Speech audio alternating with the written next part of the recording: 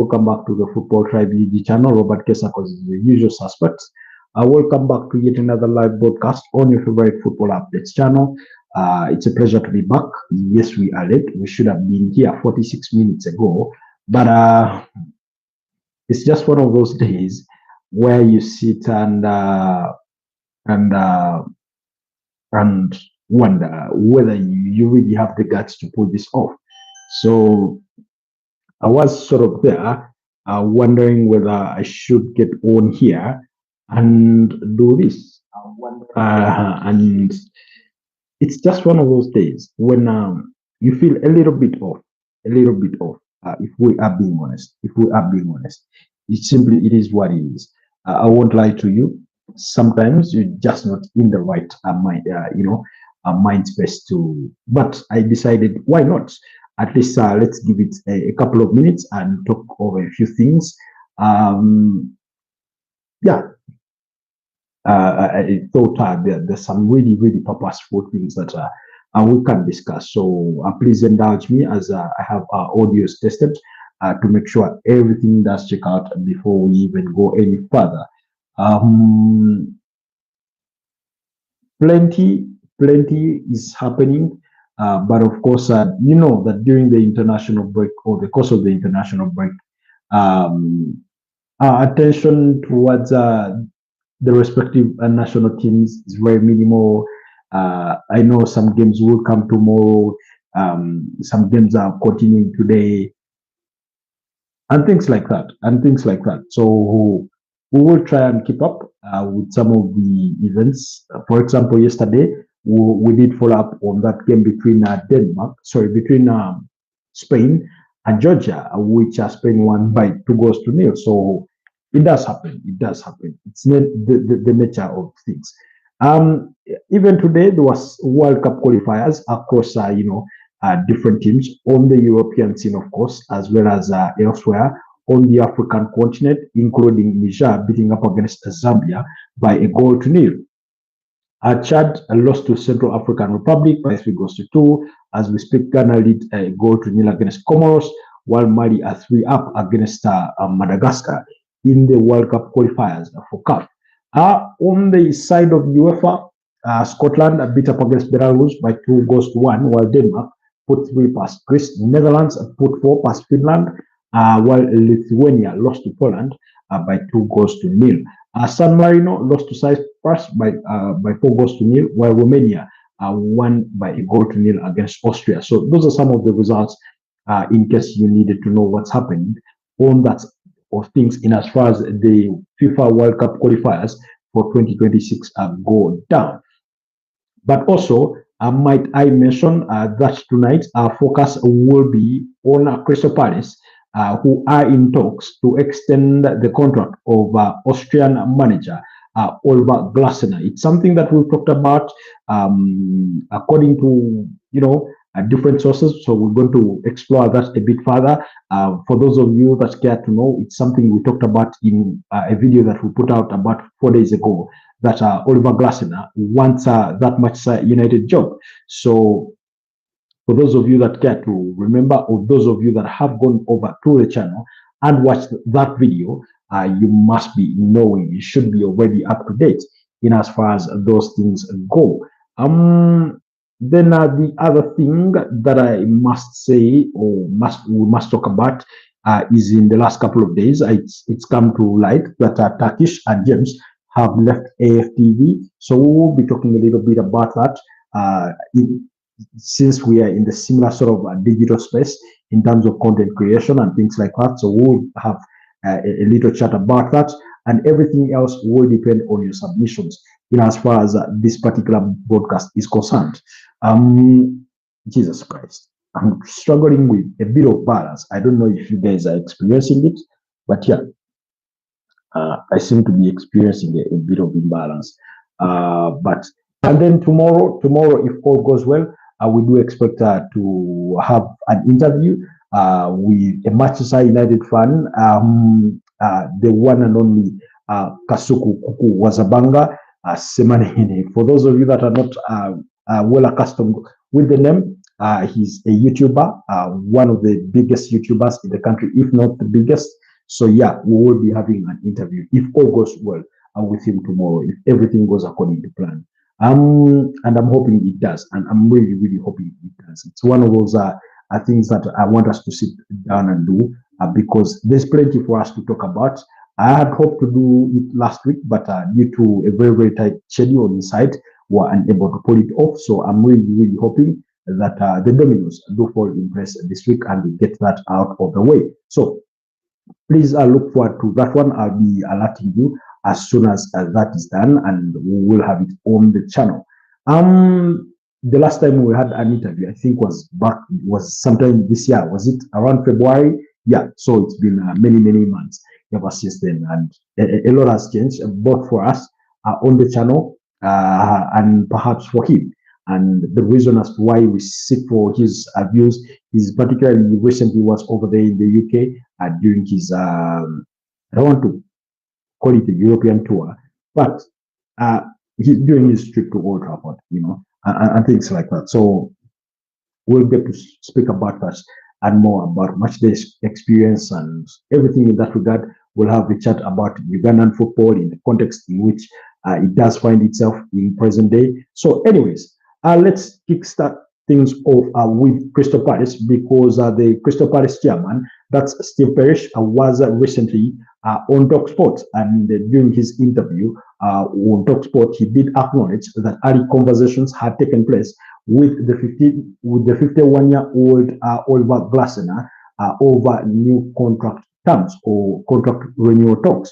The Australian has been at the club since February 2024 when he did take over the reins after the resignation or the stepping down of then manager Roy Hodgson, who had come out of retirement to sort of come to the rescue of the aid of Crystal Palace in the aftermath of sacking Patrick Vieira. So, given his advanced age, he could not take that pressure on any far. And given advanced age comes with its illnesses here and there and things like that. So those kinds of things are bound to happen. It's nothing unique or in that sense. Hi LFC, how are you doing? I can stay and chat for a bit. I hope okay. That's interesting. I hope you're doing well. Apologies, I had not read your messages much earlier because they were not popping up on my screen. I do not know. Sometimes, YouTube sort of really regulates comments. I do not know in what criteria, or whichever, but sometimes they tend to hide some comments until you accept all comments to be shown. So unfortunately, I have not enabled that. So anyways, back to Crystal Palace. So he did say while speaking to TalkSport, and I quote, we have had some early conversations. We would love to keep Oliver. We are building something. I think for Oliver Glasner, it is about conditions being right. Now, contract terms or contract talks between Oliver Glasner and Crystal Palace have been a thing that has been mentioned at dating to as far back as the summer recently, but he's yet to put pen to paper, and we know his current deal ends or expires at the end of the current season, which is the 2025-2026 season. That means in the summer of 2026. That's when his current deal is due to expire. I think he's done tremendously well at Crystal Palace, that they should be doing anything, including breaking the bank, to keep him. However, Crystal Palace is a team with its own limitations when it comes to what they can spend or how they can behave in terms of financial flexibilities. One, they would love to stay on the right side of the profit and sustainability rules, but also while trying to grow the club in the sense of competitiveness and the kinds of competitions that they do qualify for. We are talking about a manager who helped Crystal Palace survive any threats of relegation whatsoever. We know that last season, at the start of it, they had a slow start to the season, but in the second phase or second part of the season, they picked up once the boys started to go into the ideas of the manager and how he wanted to deploy or apply himself or his team to apply themselves. And they've been brilliant to the extent that they went on a 19-game unbeaten run across all competitions dating far back to last season until this season when on March the 7th they lost to Everton by 2-1. with Ilman Ndiaye having to score an equalizer to cancel out Daniel Munoz's first goal, and then Jack Grealish scoring in the third minute of stoppage time to steal all 3 points for Everton. That notwithstanding, I think on his CV or on his sort of a profile as far as Crystal Palace are concerned, he's done tremendously well. He guided them to the finals of the FA Cup. Not that it was their first final of the FA Cup, but at least he did just take them to the final at Wembley, but they still managed to win it. And what an impressive run did they have, reaching to the final, including beating up against Aston Villa by 3-0 in the semi-finals at Wembley. Before reaching the finals, in which they beat up against Manchester City by 1-0. That goal scored by Eberechi Eze, who has since left the club to join Arsenal. He also spoke about Eberechi Eze and said he had been a decent servant, very, very good boy, and it was just right for him to leave the club at the right time. I mean, both parties, I think, were happy at the end of the day. He did not just end up winning the FA Cup. The club's first major trophy in their own history. He made it even better when they met up against Liverpool, the reigning champions of the Premier League, in the Community Shield or the curtain riser of the new season at Wembley, and they managed to beat up against Liverpool by 3-2 on post-match penalties that preceded a 2-2 draw. So you can see that trajectory of results or performances has really, really been impressive.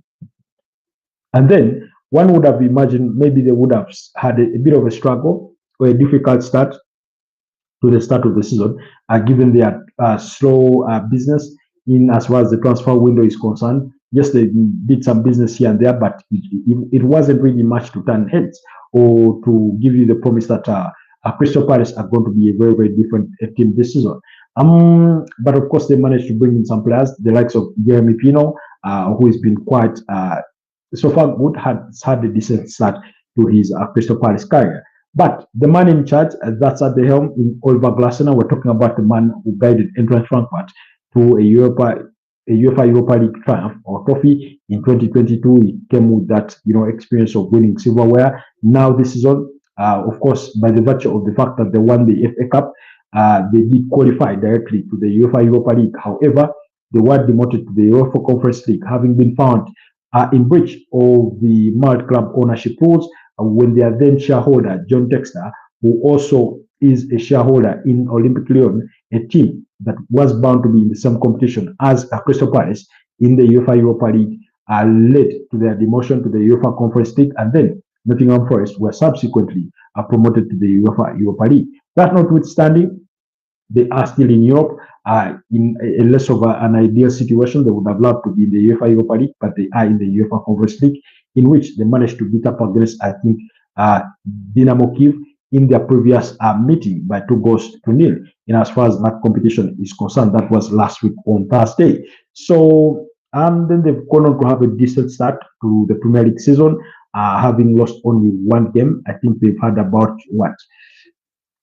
2 victories and 4 draws, if I'm not mistaken, in as far as their league performances are concerned.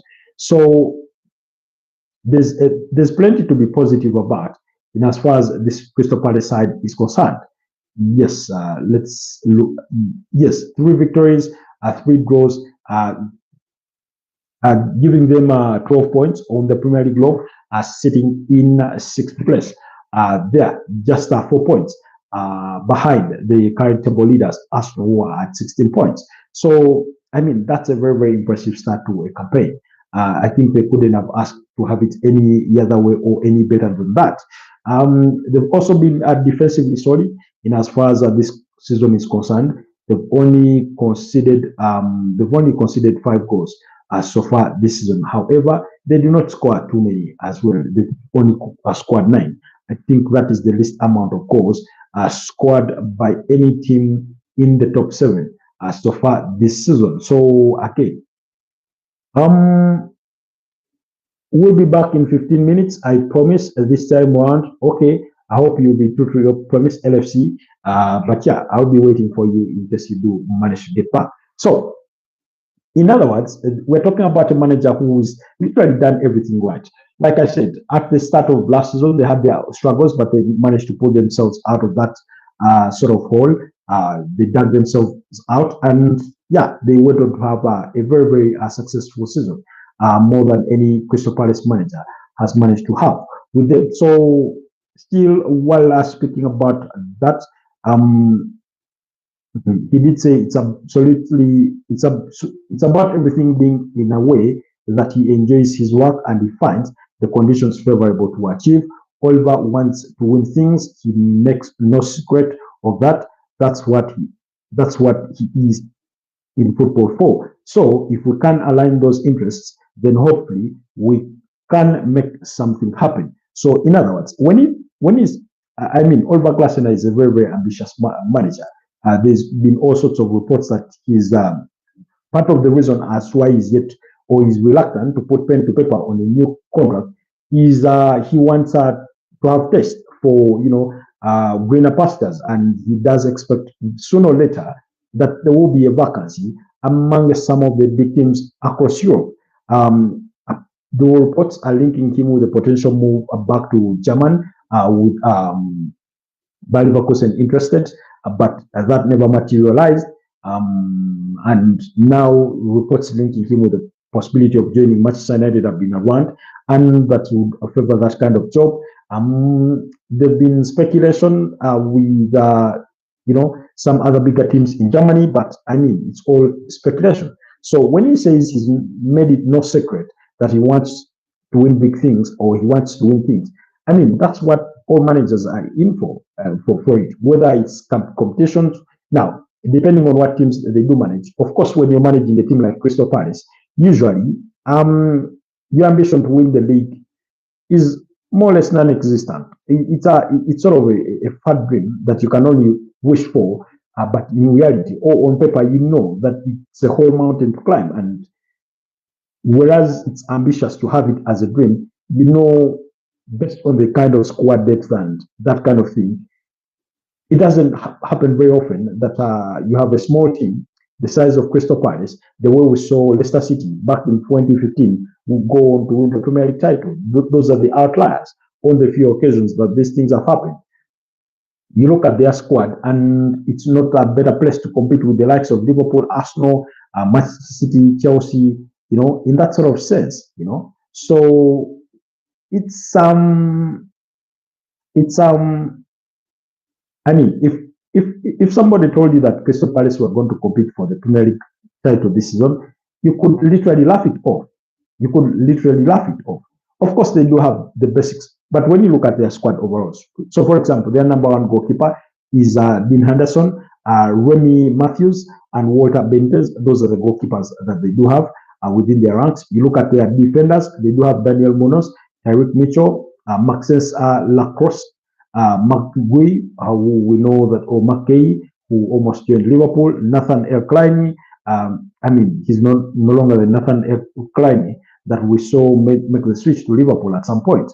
Then Jaden Covet, Bonasosa, this one joined during the course of the summer. Chris Richards, Chadi Wade, and Caleb Copper. Then when you look at their midfielders, Jefferson Lemar, this one has sort of gone under the radar in recent times. Jeremy Pino, Christian Uche, Daichi Kamada, Will Hughes, Adam Wharton, Romain Esi, Jack Diakore, Hamada, the likes of Kaden Rodney, Justin Davin, Roy Cardinez, then you have Asha Binone. Then the forwards, they only have 4 forward players in Ismail Sarr, Eddie Nketiah, Joan Philippe Mateta, and Zach Marsh. So you look at their squad, and of course, yes, they may have the numbers, but in terms of quality on paper, I mean, you look at that squad and you ask yourself, which Crystal Palace player would walk out of Crystal Palace and start in any of the top 5 teams, in terms of the traditional big six, or in that sort of sense. Of course, the players that you could pick on. I think Daniel Munoz has had a very, very decent run of games. Mark Gay is one of those. Adam Wharton is one of those. Tyreek Mitchell sometimes burns hot and cold. Jean Philippe Mateta, of course, he's managed to have a 30 goal involvement over the last two campaigns. So you would argue maybe he will be an option, but where? And things like that. But it's not like they have so many outstanding talents that you look at and say those are the guys that would help them, compete for the Premier League title. So usually for teams like Crystal Palace, they do come to compete for, particularly, they look at those cup competitions and they think if we do have a go for it, then we could have the chance at the Carabao Cup, at the FA Cup, which they managed to win last season, at the UEFA Conference League, and it could be there for the taking because we are talking about cup competitions where meet an opponent, knock them out, and you're on to the next stage. Particularly going into the fourth round of the Carabao Cup, they will know that if they manage to knock out Liverpool, even though they are going to be away to Anfield, that gives them a chance to qualify for the quarterfinals. Anything can happen in those kinds of one-off games. You do not have to be at your absolute best. You do not need to outplay your opponent. You just need to take your chances. You just need to have a good day, have luck on your side, and then you knock them out, and the rest will be history, and you move on. As far as the UEFA Conference League is concerned, of course, you need to play that sort of league format and finish within the right places and qualify for the knockout rounds. As soon as you hit the knockout rounds, anything can happen at that stage. The same way PSG knocked out Liverpool and went on to win it is the same way Chelsea called all through the way through it in the UEFA Conference League and won it. I mean, the expectation was that they should win it because they had the best squad, the most expensive squad, as far as that competition is concerned. You could crawl your way the way Tottenham Hotspur did in the UEFA Europa League last season, the way they had a good run in the FA Cup. So when you look at in the context of their manager and his ambition to win things, or like Steve Parish puts it, basically on paper when he's assessing how his season should go, is one, in the Premier League, do everything it takes to avoid relegation, finish within a good place that brings in a little bit more money for the club. Two, win a cup competition. Of course, these cup competitions do not come with lots of revenue, but any form of money is a plus for a team like Crystal Palace. Remember, they do not have players on exorbitant wages the way you have it at other clubs, So for them, they need to strike a balance across those competitions, including the Premier League, and finish within the right places. Win a cup competition there increases your brand value, which translates into perhaps improved deals when it comes to commercial deals. Then when the season ends, you hope, against hope, you sort of wish that maybe a big team comes for one of your star players and they give you the good money that you can use to reinvest, but also sometimes you wish that doesn't happen. So, for example, you look at a player like Adam Wharton and you're thinking to yourself, if he goes on to have a very tremendous season, maybe Manchester United look at him, maybe Liverpool look at him and they pay anywhere between 70 to 100 million pounds for him, if you believe he's worth that. And you can use that to reinvest in 3 or 4 very quality players that then can help you compete, maybe finish within the top 10 or the top 8 in the subsequent season, and things like that. So for a manager like Oliver Glasner, for as long as he's at Crystal Palace, that's going to be sort of the target, the hope.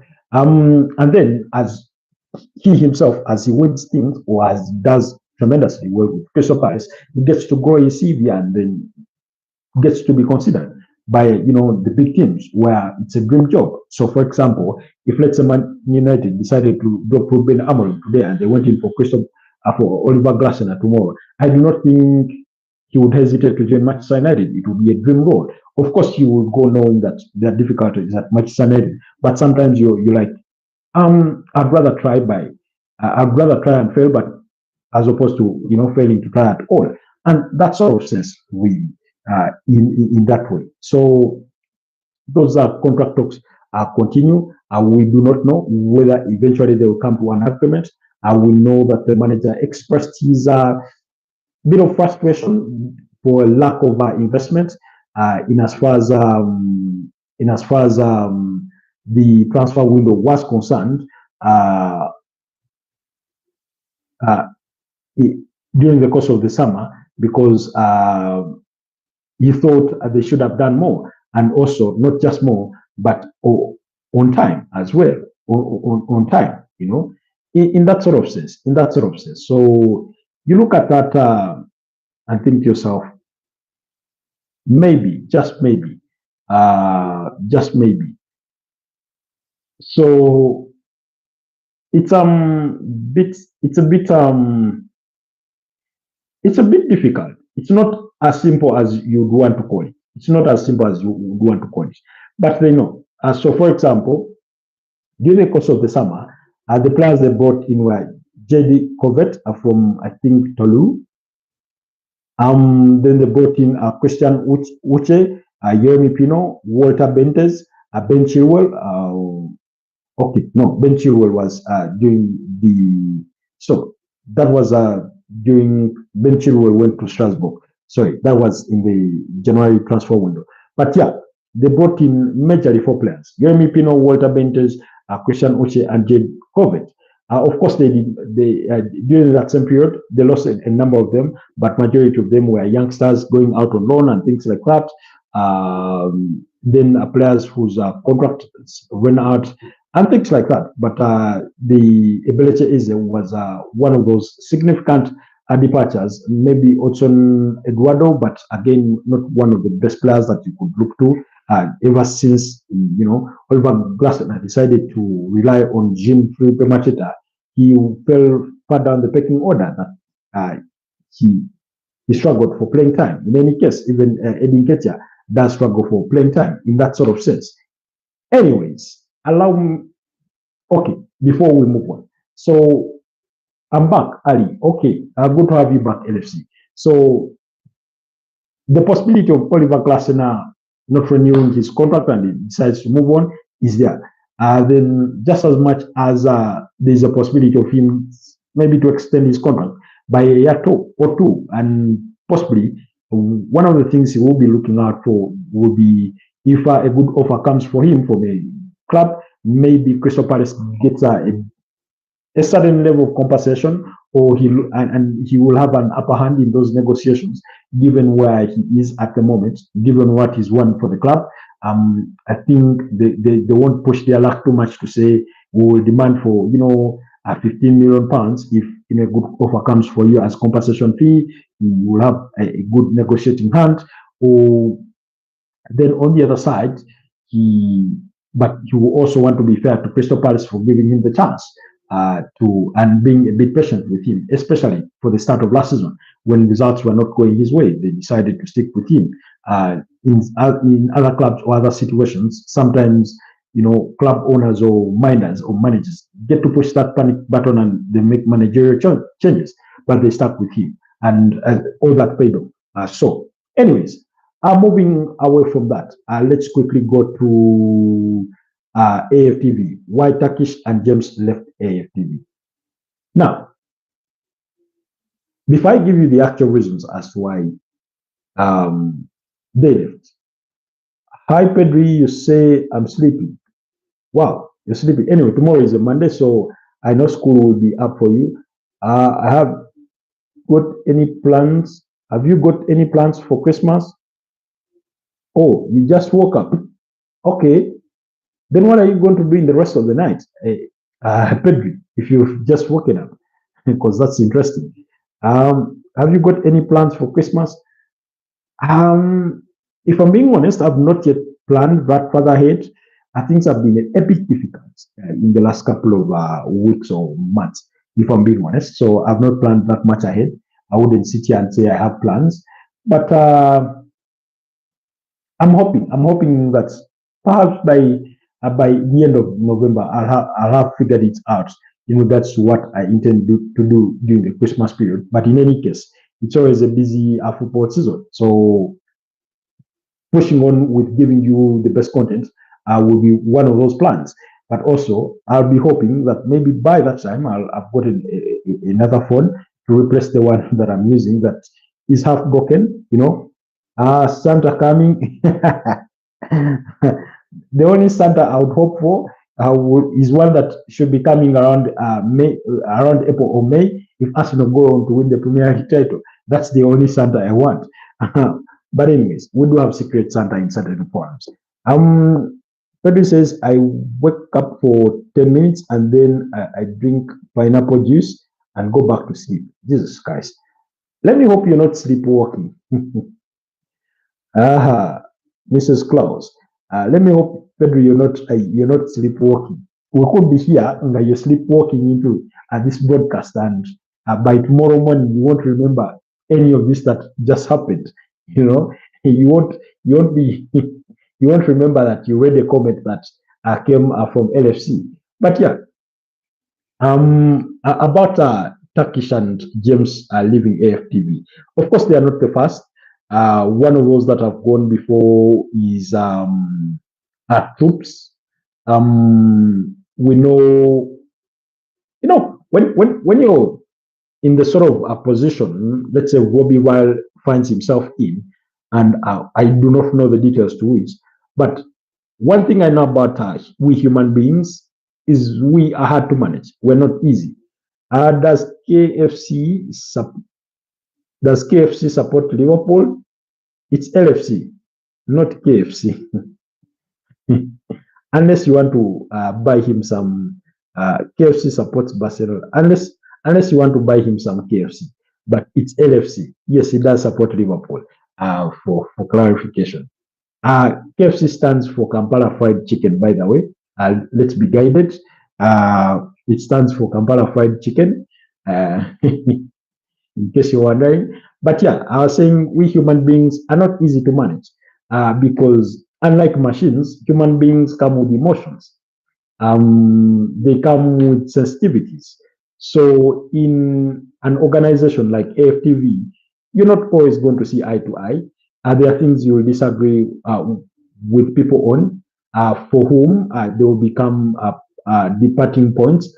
But I think whether they live at good terms or not, I was watching. I did land on a clip the other day by Troops, sort of saying how he's not spoken to Bobby Lyle in about a year because he does not answer his phone or he's unresponsive to text messages and things like that. If Liverpool keep their current performance, Arsenal will win the league. That's LFC. I do not wish for Liverpool to keep up the same performance, but I do wish for Arsenal to win the league title.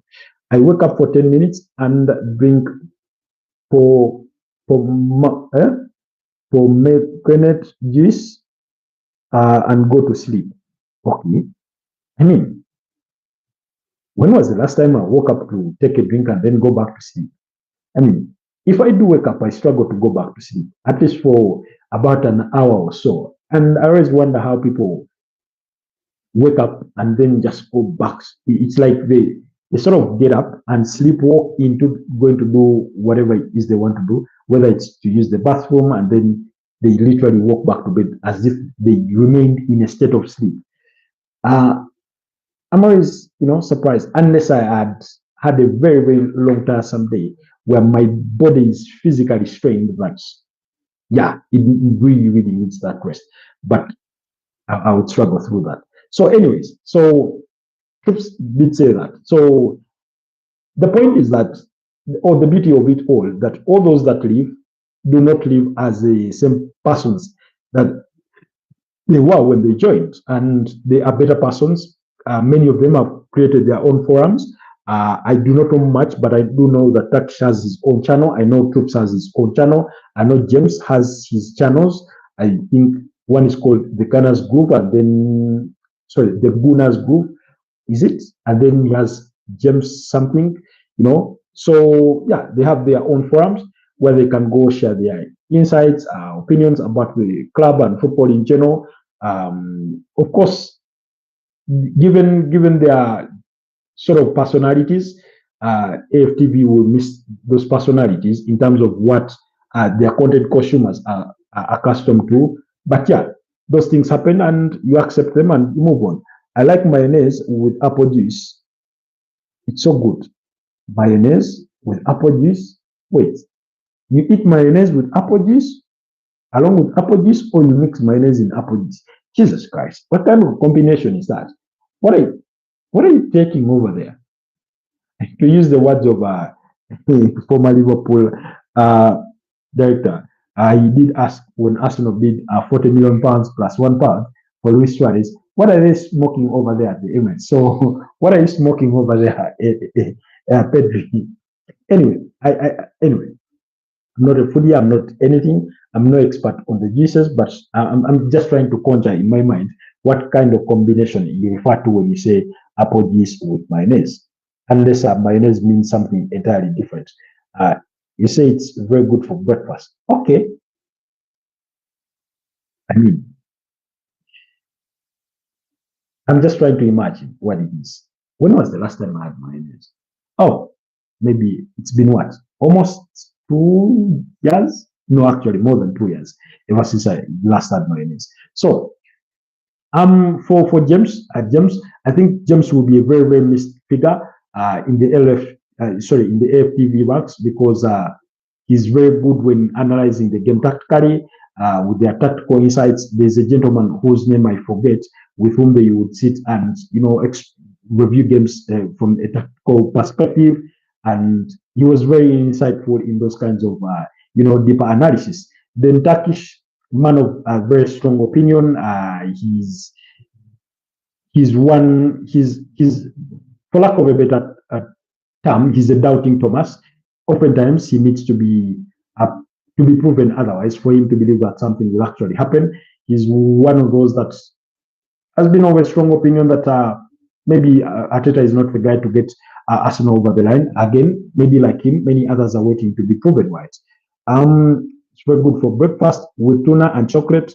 I've never had tuna, so I won't say anything in that regard. Chocolate, you mean actual chocolate bars that you eat or drinking chocolate? Uh, you said, hi, okay, I'm so hungry, I can eat Mr. Tribe right now. Jesus Christ. I resembled a snack or I resembled tuna. Do I look like a huge chunk of tuna? I've only seen tuna in videos being sliced with those almost Japanese machetes that literally slice through it like a knife as slightly through butter. So, anyways, Turkish and James will be very, very big misses for AFTV. But like others have left before, AFTV will move on. I think they will count their losses and move on. Because you see, I'll bring it in the form of an organization. When you have good staff, losing them is very easy, but replacing them is very, very difficult in that sort of sense. Losing people is very easy, replacing them is very hard. It's similar to building a brand. You can work years and years building your brand, your personality, but losing that brand reputation can happen in a snapshot. In a snapshot, one PR brander and you've lost it all. You've lost it all, and yet it's something that you've built for years. So I sort of related to that. That sometimes when you have good employees, when they leave, replacing them is very, very difficult. For somebody that has followed some media houses, I've seen how it happens with radio, with TV, when they lose a good journalist, a good news anchor, a good show presenter, it's really, really hard to replace them. But like I said, Robbie Riley is a man of steel. He's built that empire. I'm sure he needs to find replacements. He will find the right people. And we can only wish James and Turkish the best of luck in their respective endeavors, wherever they are. For me, I'm always of the view that whatever happens, whatever the cause of parting ways, let it not become personal. Let it not become about, this one was bad, the other one did that and that. Let there not be smear campaigns of, a person or persons or brands you've had relationships with.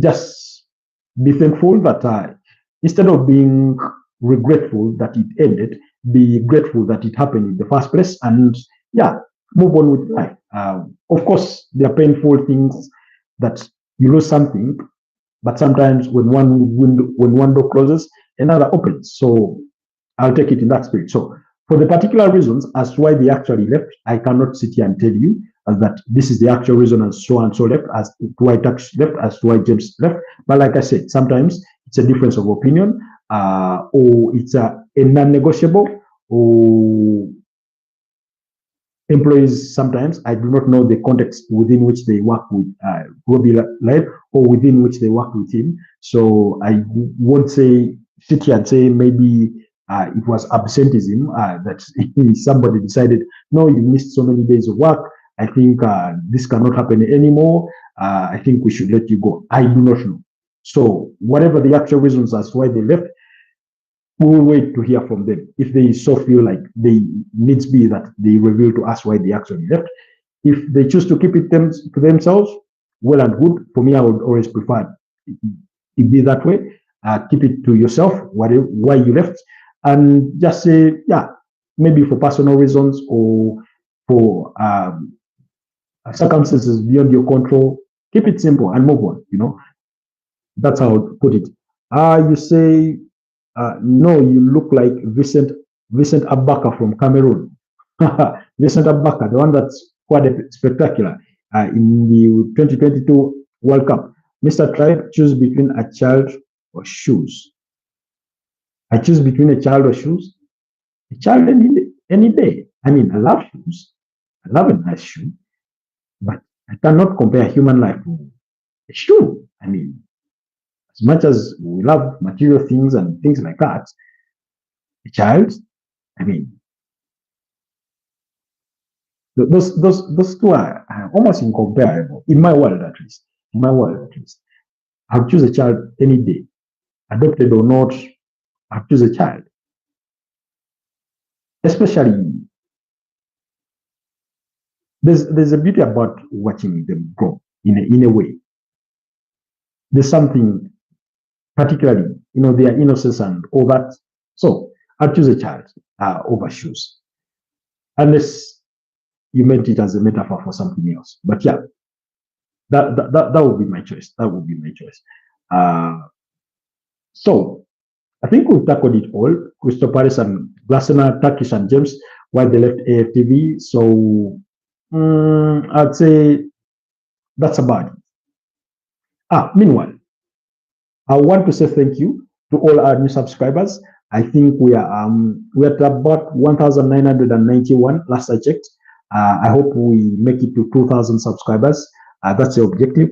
We are about 8 shy to make it to 2,000 subscribers. That's the objective. I really, really hope, guys, you continue to watch our content so that we can also make those 4,000 hours of watch time, and we get to monetize the channel. That's the other objective, because it looks like we are now staring down to that one of over 2,000 subscribers. So the other target is reaching 4,000 subscribers. Sorry, watch hours, 4,000 hours of watch time, so that we can get to monetize the channel. And that has to happen within a space of 365 days. In other words, 1 year. So any efforts you put in to help me achieve that would be really, really much appreciated for all of you, our esteemed subscribers and followers and well-wishers. You say, save Arsenal from Arteta, Haram Bo, or save a child from a cocktail. I mean, we all have our passions when it comes to these things. But like I've said before, for me, I love football first before my love for a particular club. So in that case, I would save a child from a crocodile if I had the opportunity to, or if I had the courage to do that. In terms of haram football, all Ateta is trying to do is trying to win. That's all he is trying to do. Win, whether it's through stringent measures or whether it's through what you term as haram football. At the end of the day, he just wants that major silverware. If he does get to win the Premier League title, if he does get to win the UEFA Champions League title, we will remember less about how he won it than the actual fact that he won. Then you said, do you know what Ateta, do you know do you know what Ateta Haram football is? I know what you guys are called defensive and very conservative kind of football. That in that sort of sense, that's what you call haram football. I remember in their 2-0 draw against Manchester City last season at the Etihad Stadium, 22nd September. Then I also remember, because remember they had been reduced to 10 men, so they came back in the second half and just sat back, literally. Then we've also seen it in a couple of games where they've been just defensively solid. They put in that chip and people said, oh, haram football, Then you say, LFC says, where in Espana are you from, Pedri? Pedri says, Barcelona. By the way, what's tell me, Pedri, what's the difference between Catalan and Spanish in terms of language? Where in America are you from, KFC? I told you he's not KFC, he's LFC. And he's from the UK. He's not from America. He's from the UK. So that's a point of correction for you, Pedri. But I told you KFC stands for Kampala Fried Chicken.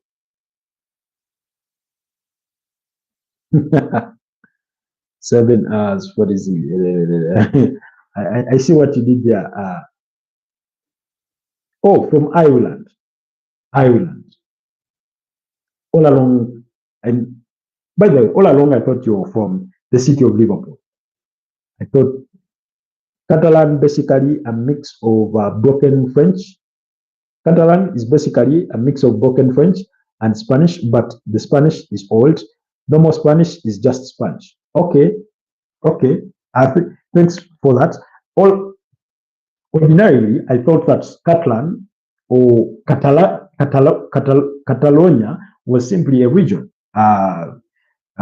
within Spain, the way you would have Madrid as a city, as a region. Not a lot of people speak Catalan. Okay. Yes. I saw Mikel Arteta saying he speaks Catalan, he speaks Spanish, and then I was thinking to myself, all along there is a difference between the two. Of course, he speaks French. I think he speaks Italian too. He speaks English. Because he said he speaks about 6 to 7 languages. I think many people would love to be linguistic. I'm from Amaga in Ireland. It's pronounced Ama. Oh, it's pronounced Ama. Okay. Pedri, Catalonia is a region, but they want to be independent. Yes, I heard about that. I remember the time when Pep Guardiola used to wear, I think, was it the yellow ribbon on his arm in show of support of the Catalonia. I heard about that. Okay, yeah. Thanks for the correction about the pronunciation, about Alma from Ireland. All along, my impression was LFC is from the city of Liverpool, so supports Liverpool, and that was about it. But anyway, to say that you're from the UK is still correct. No, same, 6-7, 6-7, 6-7, meaning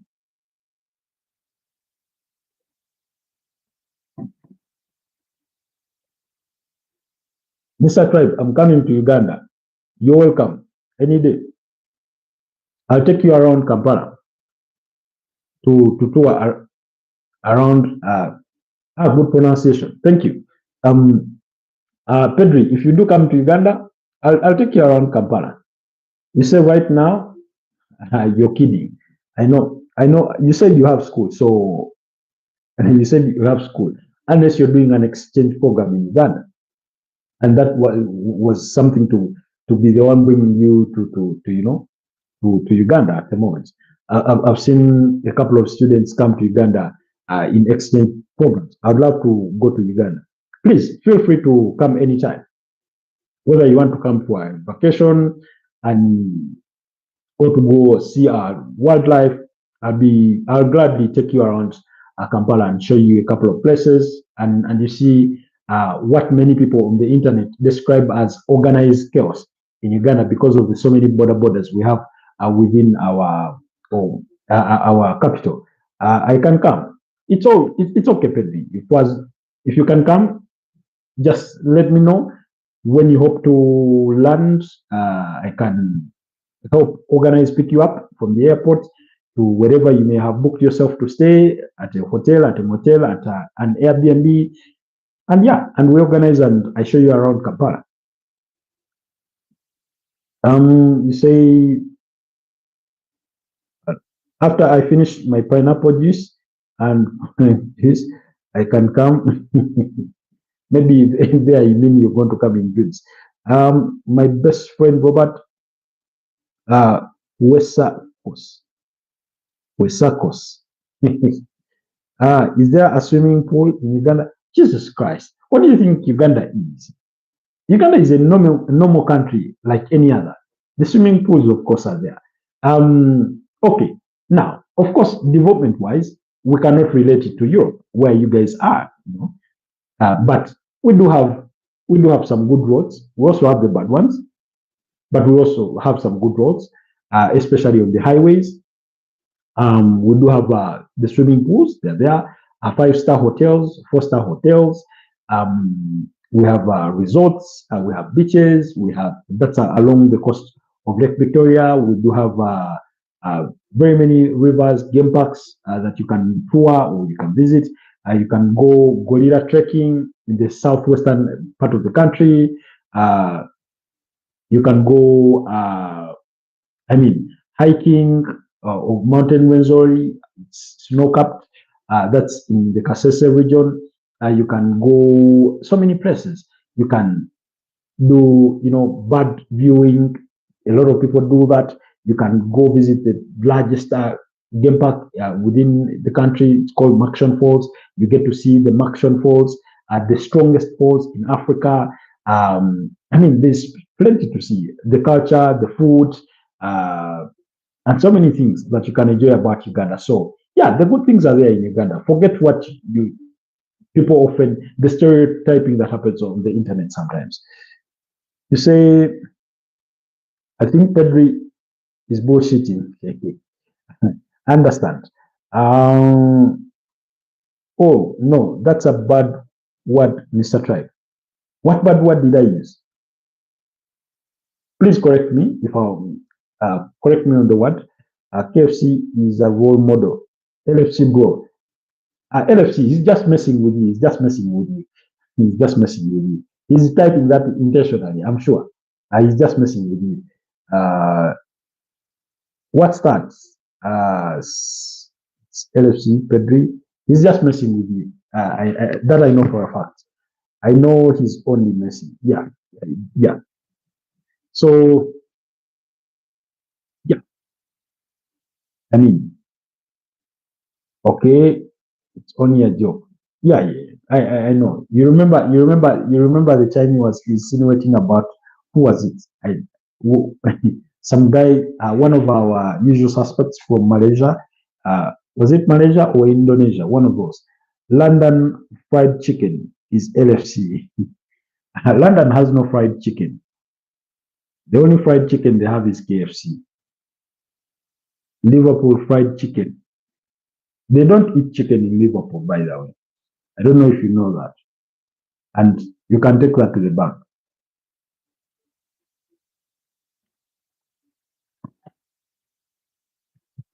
By the way, it could pass for London fried chicken or Liverpool fried chicken. uh-huh. Uh-huh. It could pass for that. It could pass for that. It could really, really pass for that. Mr. Tribe, what do you like more, Amazon or Tem? Tem? What's Tem? And what's Amazon? You mean Amazon, the Amazon forest, Amazon river? You mean Amazon, the shopping website? Amazon Prime, Amazon Premier, Amazon what? Please be a little more specific. KFC is actually Kentucky Fried Chicken. No, it's not Kentucky Fried Chicken. It's Kampala fried chicken. Those Americans are just, are just stealing the name, but it's Kampala fried chicken, not Kentucky. It's Kampala. Let me actually type it for you here. It's Kampala fried chicken.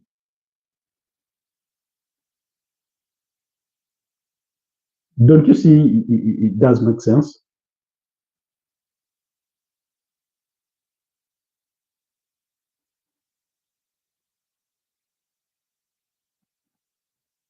It makes sense. It makes sense.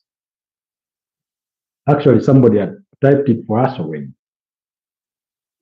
Can you give him a shout out?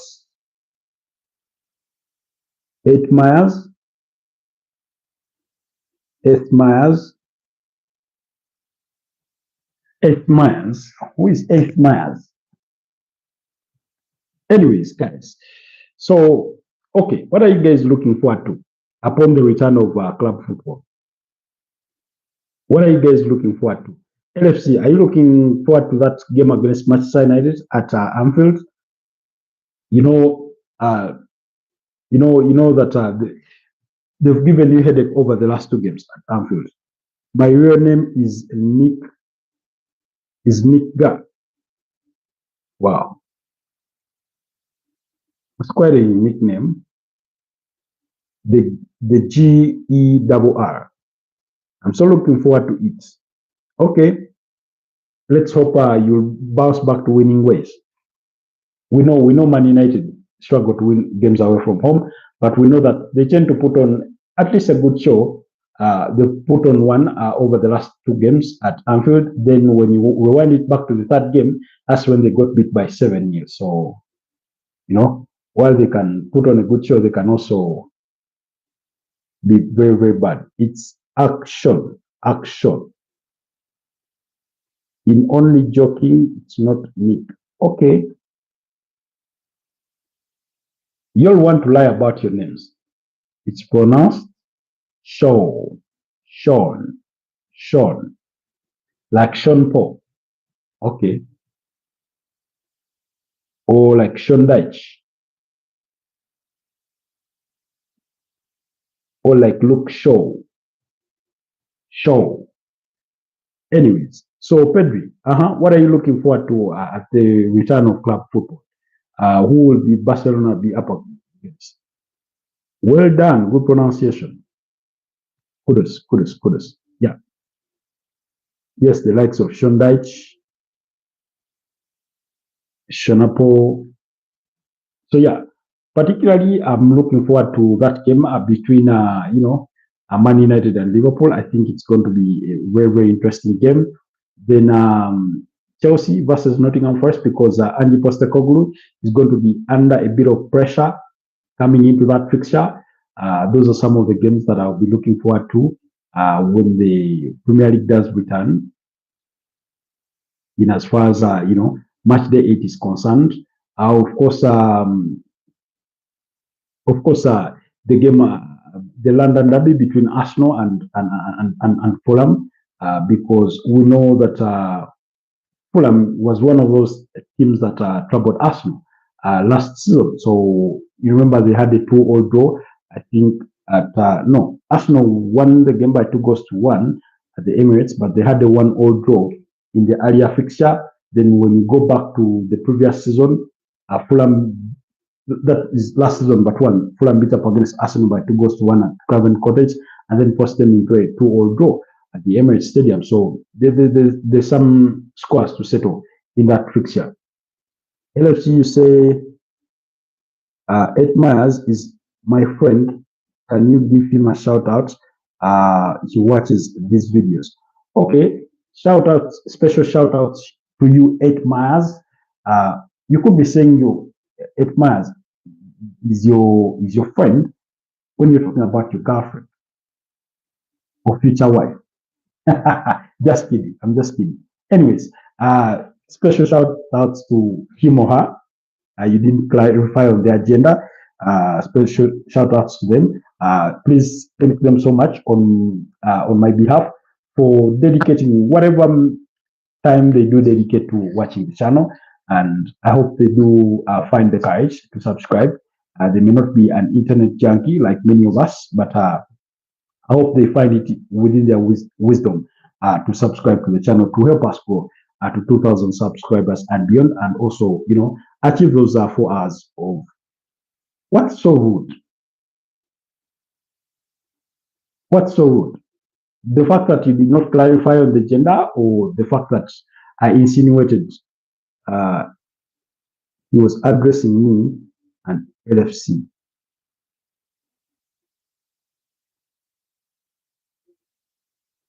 I didn't get that part. Agree? Was addressing me and LFC. What's so rude?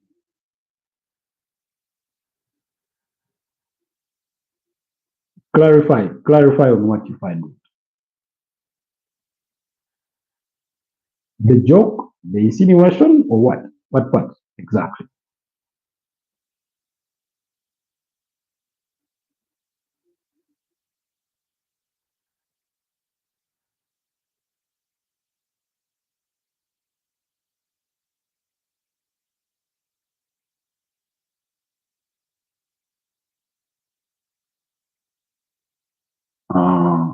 I'm waiting for you to clarify.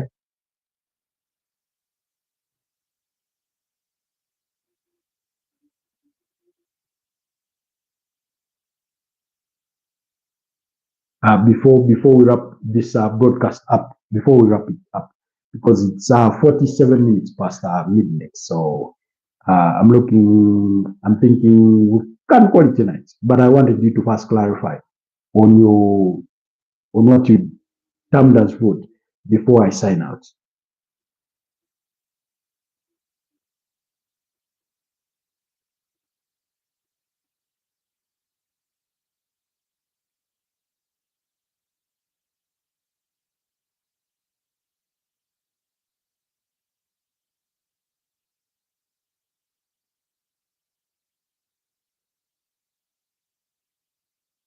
Oh, message held for review. One message. Who do Arsenal play next? Arsenal will be up against Fulham in the London derby at Craven Cottage. He was addressing, okay, they will be up against Fulham at Craven Cottage. The last time they beat Fulham at Craven Cottage, I think you have to go back to that season when they beat them by 3-0. That was in the 2022-2023 season, when they were still donning that black away jersey kits. So yeah, you have to go back to that side when they last beat up against Fulham at Craven Cottage. So it's not been an easy game for them. Fulham, oh yep, it won't be an easy one. It's a London derby. Pedri, who do Barcelona play next? Who do Barcelona have next? We could be here and you have and yet you have another loss in waiting. After Girona should be an easy fixture. Girona have had a very, very poor start to the season.